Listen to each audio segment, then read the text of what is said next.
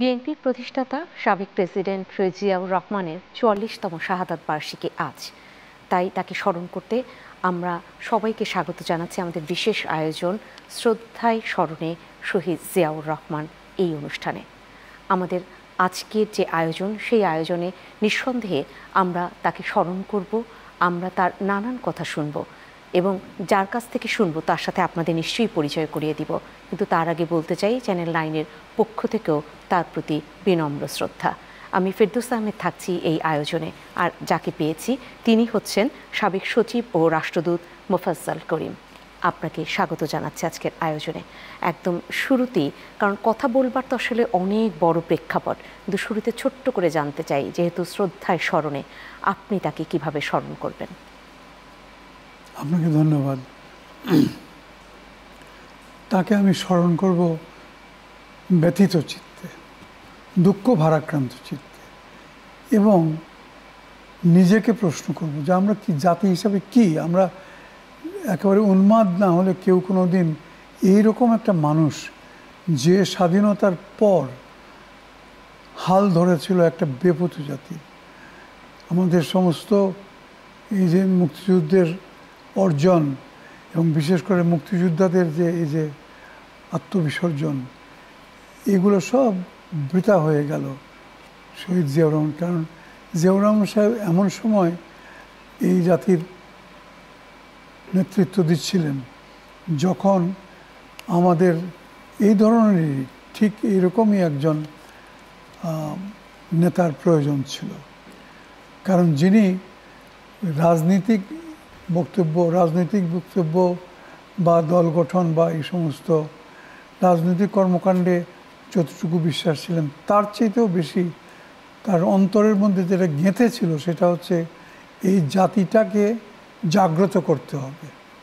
এই জাতিটা জেগেছিল ৭১-এ, আবার ঘুমিয়ে পড়েছিল এবং অনেকটা দিশাহারা হয়েছিল।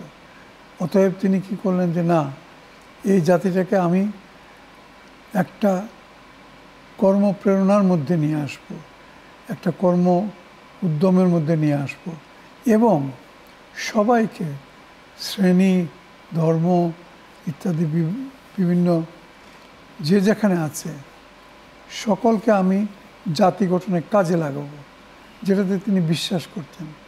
তিনি এমন নেতা ছিলেন না যে শুধু রাজনৈতিক বক্তৃতা দিয়ে আর মাঠ গরম করে তারপরে চলে গেলাম বাড়িতে গিয়ে বেশ আরামে নাকে তেল দিয়ে ঘুমালাম, তা নয়। তিনি ছিলেন, আমি খুব কাছে থেকে দেখে বলছি, আমি পরে সুযোগ পেলে সেটা বলবো, যে তিনি চেয়েছিলেন যে এই জাতি ৭১-এ যারা প্রমাণ করেছে যে তারা পারবে, যে কোনো কঠিন দায়িত্ব তাদের উপর অর্পিত হলেও তারা সেটা করতে পারে, তো সেই জাতিকে আমি কেন কাজে লাগাবো না, দেশ গড়ার কাজে কেন লাগাবো না? বক্তৃতা দিয়ে ভাই সব আপনারা সব নেমে পড়ুন, কাজ করুন, তা নয়। উনি একটা জাতিকে কীভাবে জাগাতে হয় সেটা তিনি জানতেন। সেই জন্যে এই লোকটিকে এই নির্মমভাবে যে এই দেশের জন্যে, এই জাতির জন্যে প্রাণ দিতে হলো, এটা আমাকে খুবই পীড়িত করে। আরো কাজে বিশ্বাসী ছিলেন বেশি আপনি, আপনার কাছে আরো বিশেষ করে যে আমি তাকে কাছে থেকে দেখার সৌভাগ্য হয়েছিল, সেই কারণেই আমার কাছে খুবই কষ্টদায়ক তার এইরকম বিয়োগান্ত। সেক্ষেত্রে ১৯৮১ সালের সেই ৩০ মে যদি বলি, সেই সময়টাতে যখন খবরটা শুনলেন, মানে কেমন অনুভূতি হয়েছিল সেটা একটু শুনতে চাই। আমি ঠিক অ্যাকচুয়ালি ক্যাচ করতে পারি। ১৯৮১ সালের এই ৩০ মে, এই দিনটাতে যখন এই দুঃখ ভারাক্রান্ত বা এরকম একটি যদি বলা যেতে পারে খবর যখন পেলেন, তখন আপনার অনুভূতি কেমন ছিল বা কতটা আঘাত লেগেছিল? দেখুন, আমি একটা কথা বলি, ১৯৮১-র ৩০শে মে, ওই সময় আমি এই ঢাকা জেলার ডিসি, ডেপুটি কমিশনার বা জেলা প্রশাসক হিসেবে দায়িত্ব পালন করছিলাম। অর্থাৎ সরাসরি প্রেসিডেন্ট জিয়াউর রহমানের অধীনে, এবং ঢাকা জেলার ডিসি শুধু একটি জেলারই মানে দায়িত্ব পালন নয়, এখানে দায়িত্ব পালন করতে হতো বিভিন্ন রকমভাবে। সরাসরি কেন্দ্রীয় সরকারের সঙ্গে এখনও ঢাকার যিনি জেলা প্রশাসক থাকেন তার অনেক দায়িত্ব পালন করতে হয়। তো আমি জিয়াউর রহমান সাহেবকে এর আগে থেকেই কাছে থেকে দেখেছি। কারণ ওই এর আগে 1975 সালে শেখ মুজিবুর রহমানের মৃত্যুর পর তখন প্রশাসনে যখন অনেক রদবদল ইত্যাদি হলো, এই সময়ে আমি ছিলাম ওনার সেটাও একটা মর্মন্তুদ অত্যন্ত দুঃখজনক হত্যাকাণ্ড ছিল। সেই সময় আমি ছিলাম কুষ্টিয়াতে, ডিসি ছিলাম 1975-এর 15ই আগস্ট। তো তারপরে উনি মারা যাওয়ার কিছুদিন পরেই, মাসখানেক পরে আমাকে বদলি করা হলো খুলনাতে, কুষ্টিয়া থেকে খুলনাতে, ওই ডিসির দায়িত্বেই আর কি। সেইখানে থাকা অবস্থায় প্রথম আমার সঙ্গে জিয়াউর রহমান সাহেবের পরিচয় হয় এবং আমার কর্মকাণ্ড খুব কাছে থেকে তিনি দেখেছেন। দেখার পরে যখন আমার খুলনার দায়িত্ব শেষ হয়ে আমি ঢাকায় বদলি হয়ে চলে আসছি এবং এরপর আমি বিদেশে চলে গেছিলাম 2-2.5 বছরের জন্যে, ওই অস্ট্রেলিয়াতে আমি লেখাপড়া করার জন্যে। যাই হোক, ফিরে আসার পরে শুনি আমাকে আবার ডিসি করা হচ্ছে। কোথায় না, ঢাকায়। তো ঢাকার ডিসি হওয়া মানে হচ্ছে উচ্চতর দায়িত্ব করতে আর কি। ভালো কথা। শুনলাম যে না, এটা প্রেসিডেন্ট জিয়াউর রহমান সাহেব, তিনি যেহেতু আমাকে খুলনা থেকে জানতেন এবং খুলনাতে 2-1টা গুরুদায়িত্বপূর্ণ বিষয় আমার কাঁধের উপরে পড়েছিল এবং আমি আল্লাহর ফজলে সেটা সঠিকভাবে পালন করেছিলাম, ওটা ওনার মনে ছিল, যার জন্য আমাকে তিনি ঢাকা জেলার দায়িত্ব দেন। তো ঢাকা জেলার দায়িত্ব থাকার পর আমি ঢাকা জেলাতে ডিসি হিসেবে জয়েন করি 12ই নভেম্বর 1980 সাল। আচ্ছা। আর জিয়াউর রহমান সাহেব মারা গেলেন মে মাস 1981 সাল। 81 সালের, মানে মাত্র আপনার, হ্যাঁ, আমি তাকে 5.5 মাসের মতো ঢাকা জেলায় পেয়েছি সেখানে। কিন্তু ওই সময়টাতে তার সঙ্গে খুব ঘনিষ্ঠভাবে কাজ করার সুযোগ হয়েছে।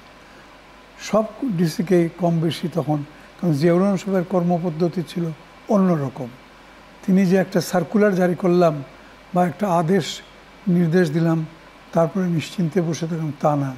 তিনি আবার সারা বাংলাদেশে ঘুরে ঘুরে সবখানে মাঠে কিভাবে কাজকর্ম হচ্ছে সেটা দেখতেন। তার লক্ষ্য ছিল বাংলাদেশের কোটি কোটি মানুষকে সমস্ত দেশের কাজে নিয়োজিত করা এবং তিনি নিজে সেটার পাশে থাকবেন, নিজেও শরিক হবেন। শুধুমাত্র হুকুম দিয়ে যে যাও অফিসাররা তোমরা কাজ করো, বসে থাকার লোক জিয়াউর রহমান সাহেব ছিলেন না।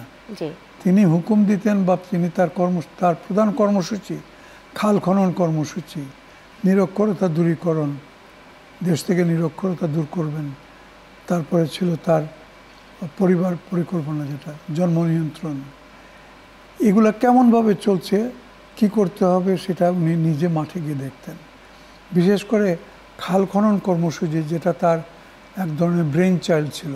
কারণ বাংলাদেশের শীতকালে, এখনও তো এটা জারি আছে বলা যায়, শীতকালে সবসময় ওই জল সেচের অভাবে, পানির অভাবে ফসল ফলানো খুবই কষ্টকর। জিয়াউর রহমান সাহেব দেখলেন যে পানি তো একমাত্র উৎস হচ্ছে নদীনালা থেকে সরবরাহ, কিন্তু নদীনালা তো শীতকালে প্রায় শুকিয়ে যায়, তো কোথায় পাবো? উনি তখন ওই খাল খনন, যেগুলা হেজে মজে গেছিলো যে সমস্ত খাল, সেগুলাকে খনন করানোর একটা উদ্যোগ নিলেন। তো সেটা এমন নয় ইদানিংকালে কেউ উদ্যোগ নিলে কী করতো, ওই রকম উদ্যোগ নিয়ে তারপরে 100,000 কোটি টাকার একটা বাজেট, ওই ওয়ার্ল্ড ব্যাংক থেকে পয়সা আনো, অমুক থেকে নাও, তমুক নাও করে করতো। কিন্তু না, তিনি বললেন যে না, আমরা নিজেরা করব, খাল খননটা আমরা করব, আমার দেশের মানুষকে নিয়ে আমি নিজে এই খাল খনন কর্মসূচি করে পানি নিয়ে আসবো।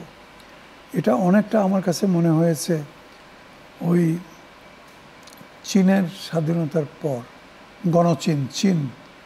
চীনের স্বাধীনতার পরে মাও তসে-তুং যেরকম কাজটা করেছিলেন তার দেশের জনগণকে নিয়ে কাজে লাগিয়েছে, হ্যাঁ, ঠিক সেই মডেলটাই বলতে পারেন জিয়াউর রহমান সাহেব। এই জন্যই কি তাকে আসলে অনেকে বলে থাকেন, যারা বা আমরা যারা পরবর্তী প্রজন্ম, আমরাও বিভিন্ন সময় শুনেছি যে তাকে কি এই জন্যই বলা হয় যে মানুষের খুব কাছাকাছি নেতা, কারণ তিনি খুব মানুষের কাছে যেতেন।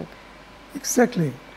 আমি আপনাকে একটা কথা মনে করিয়ে দিই, জিয়াউর রহমান সাহেবের আগে এবং পরেও অনেকেই হয়েছেন, প্রেসিডেন্ট হয়েছেন, দেশের রাষ্ট্রনায়ক, রাষ্ট্রপতি হয়েছেন, এক্সকিউজ মি, অনেকে প্রধানমন্ত্রী হয়েছেন, মন্ত্রী তো আছেন। কয়জন মানুষের কাছে, গ্রামের মানুষের কাছে কয়জন যায়, মাসের মধ্যে কয়জন যায়? যদি যদি ঢাকা শহর থেকে, তাহলে তার নিজের যে নির্বাচনী এলাকাটা, সেখানে গিয়ে একটা মাইকের সামনে বক্তৃতা দিয়ে তারপরে কাজ শেষ, চলে এইভাবেই আর কি জনসংখ্যা। কিন্তু জিয়াউর রহমান সাহেবের নীতি সেরা ছিল না। তিনি ওই সমস্ত বক্তৃতাতে আমার মনে হয় খুব একটা বিশ্বাস করতেন না। তিনি হাতে কলমে কাজ করাটা বিশ্বাস করতেন, যার জন্যে খাল খনন কর্মসূচি যখন আমরা ডিসিরা বা আমাদের সঙ্গে আমাদের অন্যান্য মাঠ পর্যায়ের সহকর্মী, এসডিও, সার্কেল অফিসার বলতো তখন, এখন এই থানাতে যারা ছিল আর কি, তারা যখন আমরা কাজ করেছি, আমাদেরকেও বলা ছিল যে এগুলো করতে হবে জনসাধারণকে সঙ্গে নিয়ে। এবং প্রেসিডেন্ট নিজে গিয়ে যখন দেখেছেন যে কোথাও সরকারি কর্মচারীরা কাজ করছে জনসাধারণের সঙ্গে, বা করছে না, কোথাও কম করছে, গ্রামের মানুষরা নিজেরা কোদাল চালাচ্ছে, তিনি নিজে নেমে পড়তেন এবং কোদাল চালিয়েছে। আমি তার সঙ্গে অনেক জায়গায় সেরকম গেছি। তো এই যে জনগণকে কাজে লাগানো এবং জনগণের মধ্যে একটা দেশাত্মবোধ, এটা তো দেশপ্রেম না হলে তো কেউ কাজ করবে না, এবং জনগণের মধ্যে একটা কর্মস্পৃহা সৃষ্টি করা, এটা ছিল তার প্রধান লক্ষ্য। তিনি, আমি বলবো, খুব ভালো রকমভাবে তিনি এটাতে সফল হয়েছেন।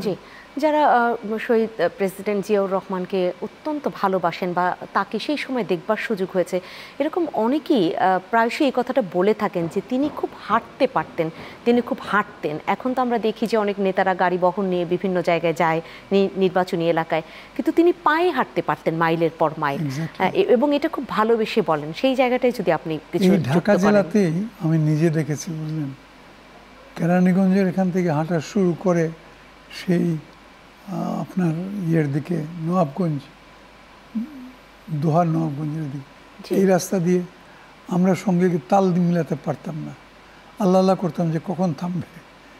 তারপরে কোথাও কোথাও থেমে খুব দ্রুত হাঁটতে পারতেন। দ্রুত মানে হ্যাঁ, স্বাভাবিক হাঁটা আর কি, তবে চাইলে পরে দ্রুত পারতেন। তার কারণ তিনি ফিজিক্যালি খুব ফিট মানুষ ছিলেন, আচ্ছা, সেনাবাহিনীর লোক ছিলেন, এবং তিনিও তো একজন সৈনিক হিসাবে তার সুনাম ছিল সাংঘাতিক, একজন সুদক্ষ সৈনিক ছিলেন। সেই প্রশিক্ষণ কাল থেকে তার, যখনই তিনি সেনাবাহিনীতে যোগদান করছেন তখন থেকে, এবং খুব ভালো বক্সিং খেলতেন, বক্সার ছিলেন ওই সময় আর কি। যাই হোক, তো উনি পায়ে হাঁটতেন, সকলকে নিয়ে চলাফেরা করতেন, এগুলো তার অনেকটা নেশার মতো ছিল। তখন তো সরকারি কর্মচারী বলুন বা রাজনৈতিক তথাকথিত নেতা ইত্যাদি বলুন, কেউ চুপচাপ বসে থাকতে পারতেন না। আমার বেশ মজাই লাগতো যে হাঁটার ব্যাপার হলে পরে খালি জিয়াউর রহমান সাহেব, কিন্তু তখনও তো মন্ত্রীরা ছিলেন, তার ক্যাবিনেটেরও ছিলেন, কিন্তু ওগুলোর দিকে কারোর কোনো তেমন খেয়াল ছিল না। জি, এরকম হয়তো আরও অনেক স্মৃতি আপনার স্মৃতির পাতায় জমে আছে, নিঃসন্দেহে আমরা শুনবো এবং শ্রদ্ধা ভরে তাকে স্মরণ করব। ছোট্ট একটা বিরতি শেষে ফিরবো নিশ্চয়ই। দর্শক, আপনারা যারা রয়েছেন আজকের এই বিশেষ আয়োজনে, আমরা আবারও ফিরে আসব বেশ কিছু কথা শুনবার জন্য, সাথে থাকবেন।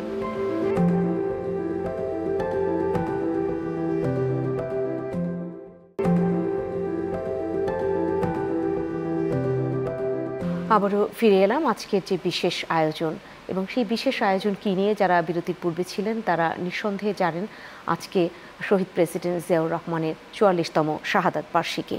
আমরা শ্রদ্ধাভরে তাকে স্মরণ করছি, তাই আজকের এই বিশেষ আয়োজনের নাম আমরা রেখেছি শ্রদ্ধায় স্মরণে শহীদ জিয়াউর রহমান।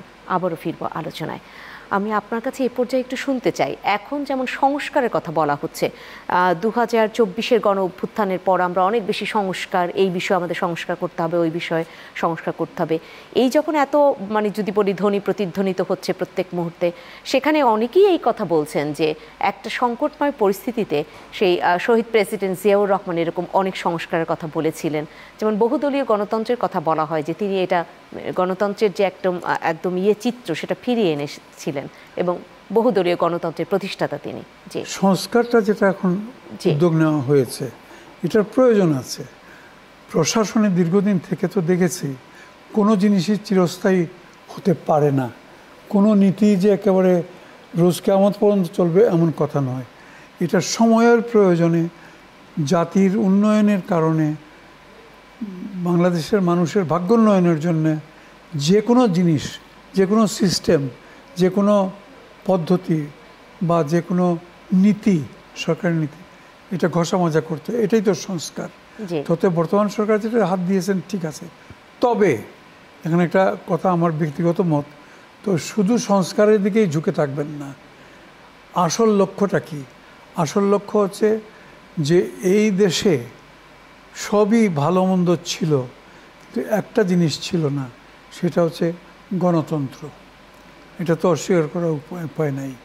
15-16 বছর আমরা গণতন্ত্র দেখিনি, আমরা স্বৈরতন্ত্র দেখেছি।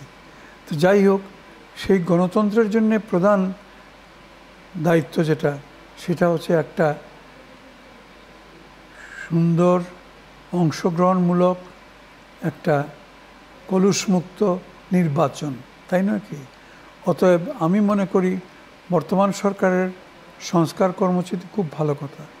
তো যেগুলো খুবই প্রয়োজন, বিশেষ করে পরবর্তী সরকারের কাছে হস্তান্তর করার জন্যে, ক্ষমতা হস্তান্তর করার জন্য যা প্রয়োজন, কি প্রয়োজন?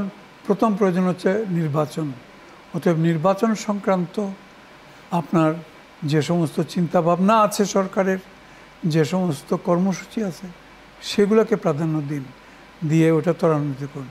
আর অন্যান্য সংস্কার যেগুলো, সেগুলো করুন।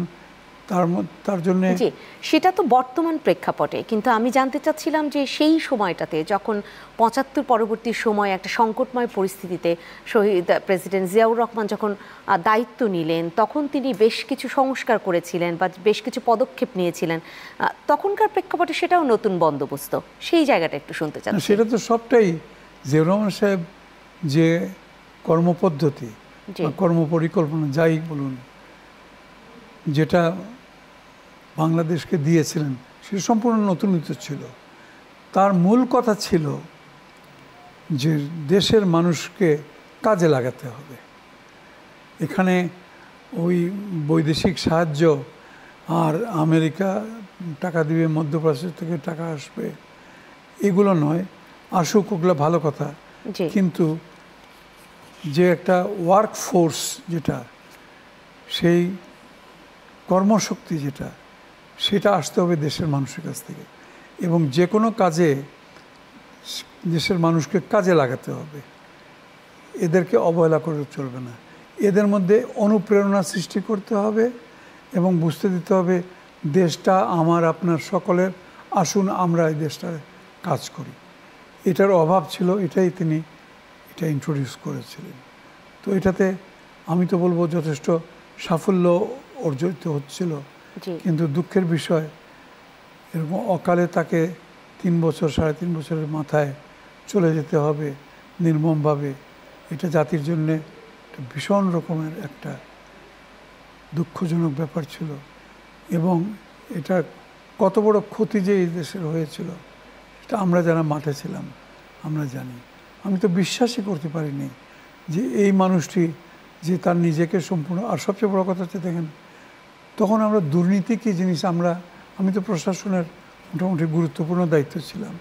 হ্যাঁ, ঘুষ খাওয়া মুক্তমুখ এগুলো যে একদম ছিল না তা তো না, ছিল বটে, কিন্তু ওই 1000 কোটি টাকা 100 কোটি টাকা 200 কোটি টাকা অমুক প্রজেক্ট থেকে মেরে দিলাম, আর ওই যে কোনো কাজে গেলে পরে সরকারি কর্মকর্তা টাকা ছাড়া হবে না, এগুলো ছিল না। এমনি ব্যক্তিগতভাবে অনেকে দুর্নীতি করেছে, কিন্তু প্রাতিষ্ঠানিকভাবে সরকারের প্রতিষ্ঠানগুলো তখনও দুর্নীতিগ্রস্ত হয়ে ওঠেনি। হয়ে ওঠেনি তার কারণ নেতা যিনি ছিলেন রাষ্ট্রপতি জিয়াউর রহমান, তিনি তো সম্পূর্ণ দুর্নীতিমুক্ত ছিলেন। একটা মজার জিনিস দেখুন, জিয়াউর রহমান সাহেব মারা যাওয়ার আজকে এত বছর, কত হলো? 44 বছর। আজকে তার 44তম শাহাদাত বার্ষিকী। জি মাশাআল্লাহ। এখানে তো আমি একটা সাংঘাতিক রকমের একটা মানে সাফল্য দেখছি এই ব্যক্তির, এই জিয়াউর রহমান সাহেব।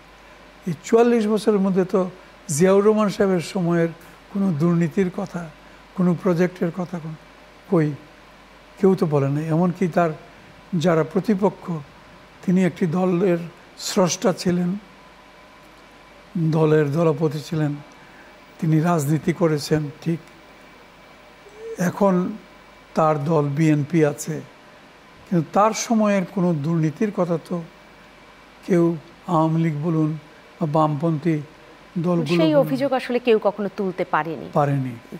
এটা সম্ভব হয়েছিল ওই যিনি দেশের কর্ণধার যিনি ছিলেন, দেশকে যিনি নেতৃত্ব দিয়েছেন, তিনি দুর্নীতিমুক্ত ছিলেন, কলুষমুক্ত ছিলেন। আর দুর্নীতির ব্যাপারে তিনি আপোষহীন, সত্যিকার অর্থে আপোষহীন ছিলেন। কিন্তু সেই শিক্ষা যদি বলি যে একজন এরকম শিখিয়ে গিয়েছেন যে দুর্নীতি করতে হয় না, বা এটা ছাড়াও একদম দেশপ্রেমের মধ্য দিয়ে দেশকে এগিয়ে নিয়ে যাওয়া যায়, তার আলোচনাটা আসলে দীর্ঘ বছর কেন হয়নি? এই প্রশ্নটা কিন্তু ঘুরে ফিরে আসে যে আড়ালে কেন রাখা হয়েছিল তার আলোচনাটা। কোথাও তার নাম উচ্চারিত তেমনভাবে হবে না, তার সম্পর্কে কোনো আলোচনা হবে না, সেটা আসলে অনেক বেশি অনাকাঙ্ক্ষিত কিনা? অনাকাঙ্ক্ষিত এটা হয়েছে আসলে, এটা রাজনীতির যে খারাপ দিক যেগুলো আছে তার মধ্যে এটা একটা। অর্থাৎ কোনো কেউ কিছু ভালো করলে সে যদি নিজের দলের হয়, তাহলে সেই লোক যদি শতকরা 50 ভাগ ভালো কাজ করে, তাহলে বাকি 50 ভাগকেও খুব ফুলিয়ে ফাঁপিয়ে তার সাফল্যে গাথা, সাফল্যের বর্ণনা করতে হবে। আর যার আমলে সাফল্য হয়েছে সেই লোক, সেই সাফল্যের যিনি নায়ক, তিনি যদি নিজের দলের না হয়ে অন্য দলের হন, তাহলে এটা নাম মুখেই আনবে, পারলে পরে এটা মুছে ফেলো, সেই ব্যাপারটা হয়েছে। তা না হলে পরে শহীদ রাষ্ট্রপতি জিয়াউর রহমান যে কর্মপ্রেরণা, যে জাতিকে জাগিয়ে তুলেছিলেন, সেই কথাটা, আচ্ছা তার নাম মুখে না আনো, তার সেই পদ্ধতিটা অন্তত ধরে রাখার চেষ্টা করো, সেই না তা না, সেইটুকু স্বীকৃতি তাকে দাও। এটা আমাদের দুর্ভাগ্য। হয়তো ভবিষ্যতে আমাদের রাজনীতি যখন আরও পরিশীলিত হবে, তখন হয়তো এটা স্বীকৃতি পেতে পারে। জি, শহীদ জিয়াউর রহমানের হত্যার বিচার এটা আসলে কখনোই হয়নি, বা সেভাবে এটা নিয়ে কখনো কেউ ভেবেছে কিনা, সেই জায়গায় যদি বলা যেতে পারে এখন সময় এসেছে, পতিত আওয়ামী লীগ সরকার যখন সরে যেতে বাধ্য হয়েছে, তখন সেই সুযোগ সৃষ্টি হবে কিনা? আমার মনে হয় না। আপনি জিয়াউর রহমান হত্যার বিচারের কথা বলছেন তো? আমি যদি বলি উনি মারা যাওয়ার পরে পরেই এমন যে সমস্ত সরকারগুলা এসছে, বিশেষ করে বিএনপি সরকার মোটামুটি বেশ সুযোগ পেয়েছেন বেশ কিছুদিন, কই তারা বিচার করতে পারলেন না? 91-এ তারা কেন করলেন? ক্ষমতা এসেছিল প্রথমবারের মতো, তখন করেন নাই। তখন করলে পরে এটা গরম গরম একটা মানে তার মৃত্যুর পরে 91-এ সেই সুযোগ ছিল, আপনি সেটা বলছেন? সুযোগ ছিল। এখন এতদিন পরে এটা হ্যাঁ হয়তো হতে পারে, কিন্তু তেমন এটাতে যে এই বিচার কার্যের মধ্যে তেমন একটা সাড়া পাওয়া যাবে বা একটা প্রাণ সঞ্চার হবে তা মনে হয় না। এটা অনেকটা মানুষের, আর বিশেষ করে এই প্রজন্মের যারা, তারা তো দেখেই না, যারা জানেই না। জি, কিন্তু আপনারা কি ব্যথিত হননি সেই জায়গাটায়, যে যখন দেখেছেন যে তার কোনো হত্যার বিচার বা কোনো ধরনের তদন্ত হয়নি, আপনারা ব্যথিত হয়েছেন কিনা? আমরা কি করেছি কিনা, আপনারা ব্যথিত হয়েছেন কিনা, কষ্ট পেয়েছেন কিনা অনেক বেশি? সরকারি কর্মচারীর হিসাবে কতটুকু আর ব্যথা আর বেদনা। সরকারি কর্মচারী তো হচ্ছে যখন যেমন তখন তেমন, এটা সুযোগটাই থাকে না। হ্যাঁ, কারণ আমি বা আমার মতো অনেকেই আমরা মনে করি যে আমরা কোনো গভর্নমেন্টের, কোনো সরকারের, কোনো দলের কর্মচারী আমরা বা কর্মকর্তা নই। আমরা প্রজাতন্ত্রের কর্মকর্তা। আমরা গণপ্রজাতন্ত্রী বাংলাদেশ সরকার, এই গণপ্রজাতন্ত্রী বাংলাদেশের কর্মচারী আমরা, কর্মকর্তা। কিন্তু কোনো বিশেষ কোনো সরকারের কর্মচারী আমরা নই। অতএব এটাতে দায়িত্ব ছিল অ্যাকচুয়ালি ওই নির্বাচিত বা অনির্বাচিত সরকার যিনি ক্ষমতায়। একটা মার্ডার, এটা জিয়াউর রহমান সাহেব বলছে না, মার্ডার হিসাবে বলছে, একটা খুন খারাপই হলো। কিন্তু এই উদাহরণগুলোও কি একটি দেশের জন্য ভালো, যে একটি দেশের প্রেসিডেন্ট তার হত্যার কোনো বিচার মানুষ দেখতে পাবে না? তাহলে তো সাধারণ মানুষ আরো বেশি অসহায় হয়ে যায়। সেই জায়গাটা অসহায় হয়ে যায় না? তা তো বটেই, তা তো বটেই। এবং শুধু তা না, এই যে এইগুলাতে দুষ্কৃতকারী যারা আছে, জি, তারাও তো প্রশ্রয় পায়, তারা প্রশ্রয় পায়, তারা উস্কানি পায়, তারা এগুলা করার জন্য আরো উৎসাহিত হয়, মনে করে আর কিচ্ছু হবে না, আরে ঠিক আছে একটা মার্ডার করে ফেলি বা সেই ষড়যন্ত্র চক্রান্ত ইত্যাদি করে একটা করে ফেলি। কিন্তু যদি সঠিকভাবে যদি একটা বিচার কার্য হতো, এমনকি সময় মতো যদি শেখ মুজিবুর রহমান সাহেবের মৃত্যুটা যদি সময় মতো যদি এটা বিচার ইত্যাদি হতো, তাহলে পরে নিশ্চয়ই পরবর্তী পর্যায়ে আর জিয়াউর রহমান সাহেব বা অন্যান্য হত্যাকাণ্ড সেই সাহসের সঞ্চারটুকু হতো না। আপনি সেটা বললেন। আপনার নিঃসন্দেহে যে আলোচনা করছেন, আরও হয়তো নির্বহ যে তাকে স্মরণের জায়গাটা রয়েছে আপনার, আমি আপনার কাছে আরও শুনবো। ছোট্ট একটা বিরতি নিয়ে ফিরি। দর্শক, এই বিশেষ আলোচনা অনুষ্ঠানে আর একটা ছোট্ট বিরতি নিচ্ছি। অনেক যে স্মরণের কথা যেটা আজকে আমরা শুনবো মুফাজ্জল করিমের কাছ থেকে, নিঃসন্দেহে নিয়ে ফিরে আসবো, সাথে থাকবেন।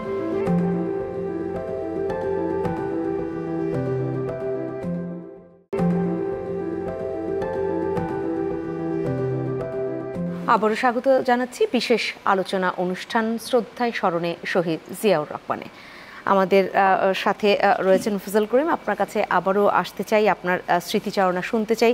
বলছিলাম যে নির্মোহ স্মৃতিচারণা, কারণ অনেকেই আসলে আছে যে এক ধরনের সুযোগ পাওয়ার আশায় একটা কথা বলে, এক ধরনের স্মৃতিচারণায় একটু অতিরঞ্জিত করে বলে। সেই জায়গাটা আসলে তাকে নিয়ে অতিরঞ্জিত করে আপনি বলছেনও না, বা অনেকের কাছেও শুনি যে সেই অতিরঞ্জনের ব্যাপারটা তিনি তার জীবনে ঘটতে দেননি। দুর্নীতির অভিযোগ তার বিরুদ্ধে একেবারেই নেই, সেই তার বিরুদ্ধে তো নেই। তিনি যখন চালিয়েছেন, পুরো দেশটার শাসনভারের দায়িত্বে ছিলেন, প্রশাসন যদি বলি বা আরও অন্যান্য যে জায়গাগুলো, সেই জায়গাগুলো কতটা দুর্নীতিমুক্ত রাখবার চেষ্টা করেছেন সেটা একটু শুনতে চাই। এই যে দুর্নীতি এবং সুশাসন, প্রশাসনের যেটা খুব বহুল আলোচিত বিষয়, এগুলো কিন্তু নির্ভর করে কে দেশ চালাচ্ছে বা কারা দেশ চালাচ্ছে। খালি ঢাকায় বসে বসে হুকুম জারি করে দিলাম দেশে দুর্নীতির বিরুদ্ধে জিরো টলারেন্স, এগুলো শব্দও শুনি নাই আমরা যখন চাকরি করেছি। জিরো টলারেন্স পর্যন্ত এই সমস্ত শব্দ শুনি, কিন্তু ইদানিংকালে এরকম বড় বড় বুলি জিরো টলারেন্স দুর্নীতির বিরুদ্ধে, জেহাদ ঘোষণা হেন না। আরে বাবা, নিজে আগে দৃষ্টান্ত স্থাপন করো, কেউ যেন সাহস না পায় মুখে আনার যে অমুক তো দুর্নীতিবাজ বা অমুক তার আত্মীয় স্বজনকে দুর্নীতি করার সুযোগ করে দিয়েছে বা দেয়। এই জিনিসটা তো দেখতে হবে। জিয়াউর রহমান সাহেবের সময়ে তো তার কোনো আত্মীয় স্বজন, না ওনার নিজের দিক থেকে, না তার বেগম সাহেব, বেগম খালেদা জিয়া, তাদের কারোর কোনো আত্মীয় স্বজনের নামগন্ধই আমরা শুনি নাই। আমি তো তখন 2-3টা জেলার ডিসিগিরি করেছি, ঢাকায়, খুলনায়, কুষ্টিয়া ইত্যাদি। কই এদের কোনো আত্মীয় স্বজন আমি অমুকের অমুক প্রেসিডেন্টের অমুক বা তার সঙ্গে আমার আত্মীয়তা, এগুলো করতে কেউ আসে নাই। তার মানে তিনি কোনোভাবে উৎসাহিতই করতেন না, বরঞ্চ নিরুৎসাহিত করতেন এই দুর্নীতির ব্যাপারটা। না, আসলে যদি যারা রাষ্ট্র পরিচালনায় যারা থাকেন, শীর্ষতম পর্যায়ে যারা থাকেন, অর্থাৎ রাষ্ট্রপতি বা প্রেসিডেন্ট, প্রধানমন্ত্রী, তারা এবং বহুলাংশে তাদের মন্ত্রীরা, তাদের জাতীয় পর্যায়ের নেতৃবৃন্দ, এরা যদি দুর্নীতিমুক্ত থাকেন, এরা যদি দুর্নীতির বিরুদ্ধে সত্যিকার অর্থে যদি তারা ব্যবস্থা গ্রহণ করেন, তাহলে পরে কিন্তু প্রশাসন, সম্পূর্ণ প্রশাসন, সেই উপজেলা থেকে শুরু করে ঢাকা পর্যন্ত, অর্থাৎ কেন্দ্রীয় পর্যায় পর্যন্ত দুর্নীতি আর থাকতে পারে না। কিন্তু তার আগে এটাই জিয়াউর রহমান সাহেবের সময় আমাদেরকে আর কিছু বলতে হতো। আমরা খালি দেখতাম যে জিয়াউর রহমান সাহেব নিজের তো কিছু কোনো দিন তার কোনো লোক তো এসে আমাকে তো বললো না যে আমাকে একটু ইয়ে দেন বা জিয়াউর রহমান সাহেবের সম্বন্ধেও কিছু শোনানি। অতএব সারা দেশে, হ্যাঁ, তবে এর মধ্যেও পর্দার আড়ালে যে পয়সা বানানোর কোনো যদি প্রশাসনের লোকজন তারা যদি বানিয়ে থাকে, সেটার অন্য কথা। কিন্তু তাও খুব বিরাট রকমের যেটা ছিল তা না। তাতে যে রাষ্ট্রের ক্ষতি হয়েছে তা বলা যাবে না। হয়তো ব্যক্তি পর্যায়ে জনসাধারণ হয়তো, তাও ইদানিংকালে যা গত 15-20 বছর 25 বছর যাবৎ যা দেখলাম, সেই তুলনায় এগুলো কিছুই ছিল মানে তুলনামূলক আলোচনায় সেটাকেও আসলে ওই অর্থে বলা যায় না, সেটা আপনি বলছেন। বিএনপির প্রতিষ্ঠাতা তিনি। আমি এই বিএনপি দলের যে গঠনতন্ত্র বা সব কিছু মিলিয়ে দলটাকে তখন তিনি যেভাবে চালিয়েছেন, সেই জায়গাটা আসলে তার সাফল্য বলেন কতটা দেখছেন, বা কতটা তাকে সেই দিক থেকে স্মরণ করছেন? কোন দিক থেকে? বিএনপির প্রতিষ্ঠাতা তিনি। বিএনপির দলটির যে গঠনতন্ত্র বা বিএনপি দলের যে নানান ধরনের যে কার্যকারিতা তখন ছিল, হ্যাঁ, সাংগঠনিক যে কার্যক্রম, সেগুলো সম্পর্কে একটু শুনতে চাচ্ছি। সাম্প্রতিক যে কার্যক্রম? না, সাম্প্রতিক না, সাংগঠনিক যে কার্যক্রম তখন তিনি যখন এটা ছেন। আচ্ছা, না, জিয়াউর রহমান সাহেব তিনি ক্ষমতা গ্রহণ করার পর তিনি দেখলেন দেশের মধ্যে মানে তার তো মূলনীতিই ছিল জনগণকে সম্পৃক্ত করে রাষ্ট্র পরিচালনা করা। তো এটা করতে হলে পরে শুধুমাত্র তিনি তার প্রশাসন যন্ত্র, অর্থাৎ আমরা বা তিনি নিজে বা তার যারা অনুসারী ফলোয়ার নেতৃবৃন্দ, তাদের একটা রাজনৈতিক সংগঠনের দরকার আছে, এটা উপলব্ধি করলেন। এটা উপলব্ধি করেই তিনি প্রথম বোধহয় জাগপা নাম দিয়েছিলেন, জাতীয় গণতান্ত্রিক পার্টি। তারপরে সেটা বিএনপি বা জাতীয়তাবাদী দল হিসেবে আত্মপ্রকাশ করেছে। আচ্ছা, এখানে তিনি যাদেরকে নিয়ে প্রথম শুরু করেছিলেন, তারাও কিন্তু স্ব ক্ষেত্রে রাজনীতিতে তারাও মোটামুটি মানে স্বনামধন্য লোকই ছিলেন, এবং তারা কোনো রকমের কোনো দুর্নীতিবাজ বা তারা দলবাজ, স্বজনপ্রীতি করে এরকম লোক না। ভালো ভালো লোক নিয়ে তিনি শুরু করেছিলেন এবং তা প্রথম দিকে তার সঙ্গে যারা কাজ করেছে, যাদের নিয়ে দল গঠন করেছেন, তারা সব ভালো লোকই ছিল, যার জন্যে দলটা প্রথম দিকে খুব ভালো চলেছিল। তারপরে তো উনি যখন চলে গেলেন, আবার এরপরে এরশাদ সাহেব এসে তো আর কাউকে কিছু করতে দিলেন না। আস্তে আস্তে তিনি তার আরেক দিকে নিয়ে গেলেন দেশটাকে। এরশাদ সাহেবের সময়েও আমি বলবো, হ্যাঁ, জিয়াউর রহমান সাহেবের, শহীদ রাষ্ট্রপতি জিয়াউর রহমানের সময়ে যেরকম একটা মোটামুটি নিষ্কলুষ দুর্নীতিমুক্ত শাসন ব্যবস্থা ছিল, আমাদের এরশাদ সাহেবের সময়ে সেটা ততটুকু ছিল না, ততদিনে দুর্নীতি ঢুকে পড়েছে।